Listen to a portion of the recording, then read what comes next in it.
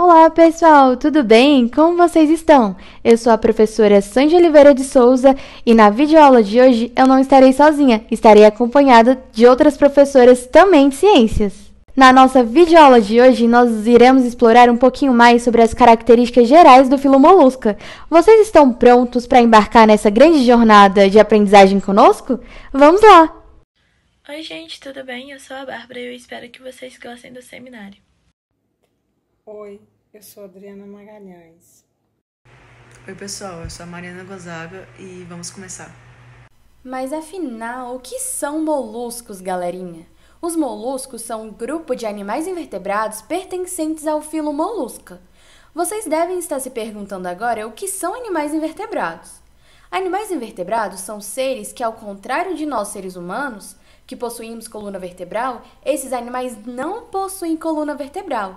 Os moluscos se diferenciam também de outros invertebrados por terem corpo mole, que significa que não possuem uma estrutura esquelética interna, e essa característica confere a eles uma certa, digamos que, flexibilidade.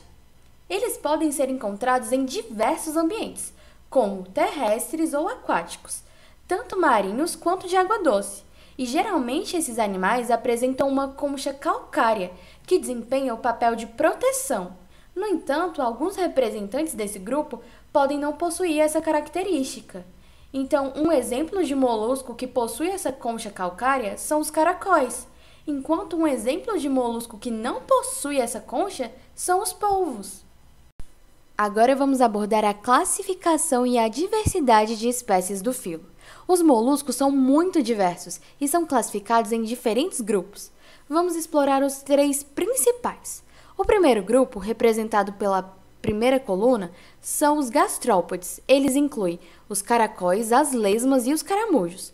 O segundo grupo, representado pela segunda coluna, são os bivalves, que englobam as ostras e os mexilhões. E o terceiro e último grupo, representado pela última coluna, são os cefalópodes, que inclui os polvos e as lulas. Vamos lá conhecer um pouco melhor o primeiro grupo, os gastrópodes. Os gastrópodes são animais cujos representantes habitam tanto ambientes terrestres quanto ambientes aquáticos. Os caracóis e as lesmas vivem em ambientes terrestres, enquanto os caramujos são encontrados em ambientes aquáticos. Além disso, algumas espécies desse grupo podem ter uma concha espiralada, que funciona como proteção quando esses animais eles se sentem ameaçados. Os caramujos e os caracóis apresentam essas conchas, enquanto as lesmas não possuem nenhuma concha. No entanto, essas lesmas, por não apresentarem essas conchas, não necessariamente elas estão vulneráveis. Elas possuem outros mecanismos de defesa para os possíveis predadores. Um exemplo disso é a alta capacidade de liberar um muco. O que consiste nesse muco? Esse muco é uma gosma que ajuda esses animais em defesa a possíveis predadores, como também a esses animais se locomoverem. Já no segundo grupo, os bivalves. Os bivalves são animais aquáticos que possuem duas válvulas, ou seja, duas conchas conectadas por meio de uma dobradiça. Na verdade, é um músculo, mas esse músculo ele atua parecendo uma dobradiça. Sabiam que esse animalzinho aqui no canto superior direito, chamado Shelder, é um personagem da animação Pokémon e ele é um bivalve? Isso mesmo, galera. Os criadores dessa animação se inspiraram nesses moluscos para criá-lo. É interessante, não é mesmo? No último grupo, os cefalópodes são animais marinhos que possuem 8 tentáculos flexíveis. Essas estruturas desempenham diversas funções, desde a locomoção desses animais, como nadar e rastejar, mas também na captura de alimentos. Além disso, algumas espécies desse grupo podem apresentar uma estrutura chamada de rádula, que os auxiliam na trituração de alimentos. Essa estrutura é interna e as lulas possuem essas estruturas, já os moluscos não a possuem. E vocês sabiam também que o lula molusco do desenho Bob Esponja, apesar do nome, não é uma lula e sim um polvo? Isso mesmo, o lula molusco é um polvo e isso é perceptível devido ao formato mais arredondado de sua cabeça, em comparação com as lulas, que possuem a cabeça mais alongada, além dos tentáculos uniformes, ou seja, iguais, enquanto as lulas possuem 8 tentáculos também, mas dois desses 8 tentáculos são mais curtinhos. No entanto, no desenho animado, o Lula molusco ele tem apenas 6 tentáculos e uma aparência um pouco diferente, pois é uma representação fictícia. Se fosse retratado de forma mais realista, se assemelharia mais ao desenho no canto superior direito, que eu inseri aqui para vocês. Então, pessoal, Mariana aqui, e aqui em Anatomia e Fisiologia Básica dos Moluscos, primeiramente a gente tem o manto, que é como se fosse uma capa que os moluscos têm ao redor de seus corpos. Então, imagine isso como uma roupa especial que cobre as suas costas. Essa capa ela é muito importante porque protege o molusco e ajuda na criação de uma concha, caso ele tenha uma. Nós temos também o pé musculoso, que é como se fosse o pé dos moluscos. É um músculo que eles usam para se movimentar e alguns moluscos eles usam esse pé para deslizar sobre o chão, como se estivessem dançando lentamente. Já outros eles podem usá-lo para cavar na areia. A gente também tem o molusco faringe, que você pode pensar nela como uma língua especial. Alguns moluscos eles têm estruturas na boca chamada rádula, que a Adriana falou, que é como uma língua raspadora. Eles as usam para comer, raspando algas e outras coisinhas. Então, resumindo tudo, o manto é como uma capa protetora, o pé musculoso é um músculo para se movimentar e a moluscofaringe é como uma língua especial para comer.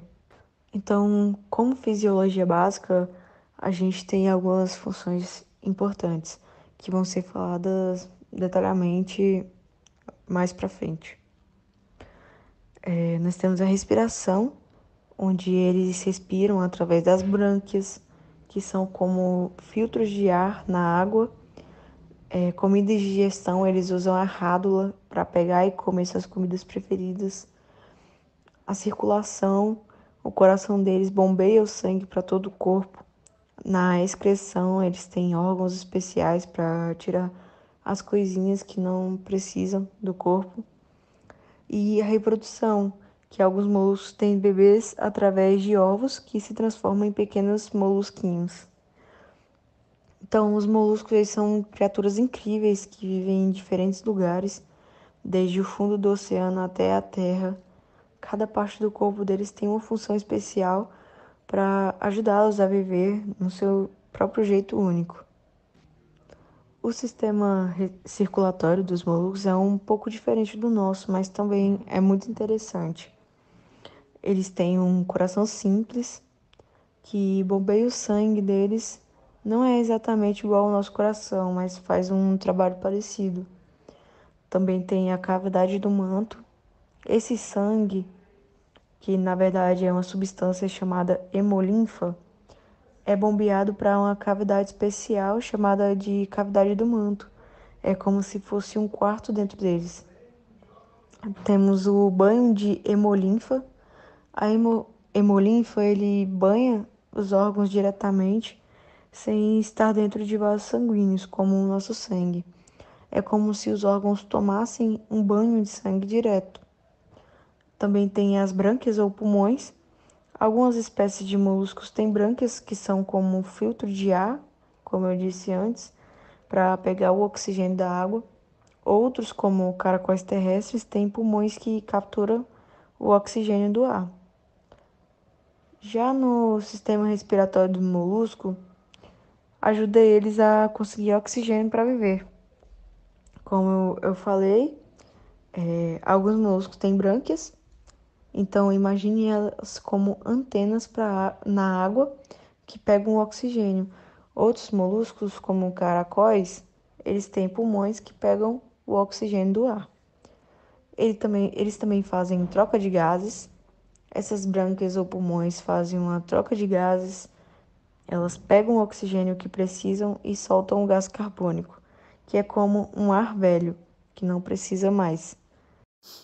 Então, eu vou falar agora um pouco sobre o sistema digestivo dos moluscos, né? E esse sistema digestivo, ele é do tipo completo. Ele possui boca e ânus. E muitos moluscos aquáticos, eles se alimentam de pequenas algas. Elas ficam presas às rochas e também de pequenos organismos. Temos também os carnívoros, sim. E eles se alimentam de animais de pequeno porte, como os ouriços, as estrelas do mar e, pasmem, até mesmo de outros moluscos. E na boca da maioria desses moluscos não filtradores existe uma estrutura chamada rádula.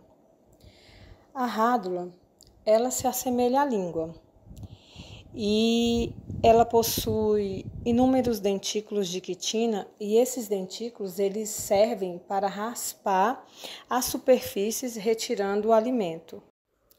Os moluscos eles possuem um par de estruturas especializadas para excreção, que são os nefrídeos, né?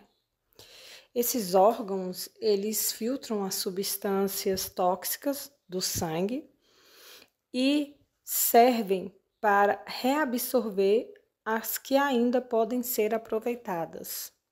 Os moluscos, eles podem ser hermafroditas ou sexos separados. E sua fecundação pode ser externa, quando há liberação de gametas na água, ou interna. Já o seu desenvolvimento ele pode ser indireto, que no caso é na forma larval, ou direto, quando o ovo já eclode em forma jovem. E como seria esse ciclo de vida dos moluscos? Geralmente inclui os estágios larvais. E esses estágios, eles começam com os ovos que eclodem larvas chamadas velígeras. Essas larvas, elas se desenvolvem juvenis, que geralmente se transformarão em adultos. E esse ciclo de vida específico, ele pode variar entre as diferentes classes de molusco. E aí temos como exemplo os gastrópodes, que são os caracóis, certo? Os bivalves, mexilhões e as ostras, e os cefalópodes, que são os polvos e as lulas. Mas o padrão geral, ele envolve esses estágios básicos de desenvolvimento.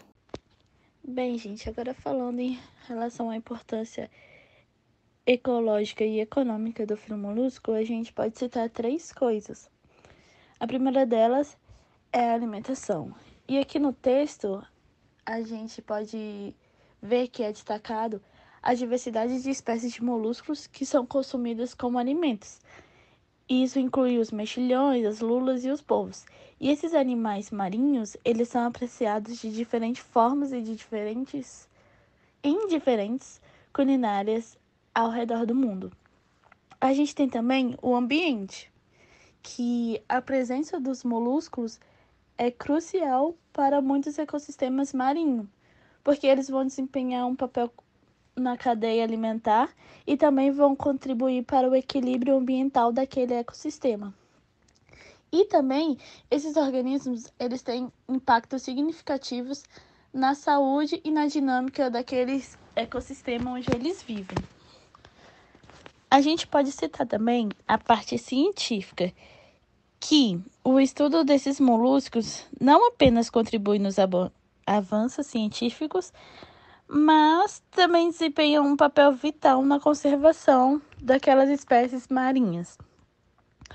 Além disso, ela fornece pensamentos para a gente sobre a evolução do nosso planeta e nos deixa intrigados, digamos assim, sobre os elos que conectam diferentes formas de vida ao longo do tempo e ao passar dos anos.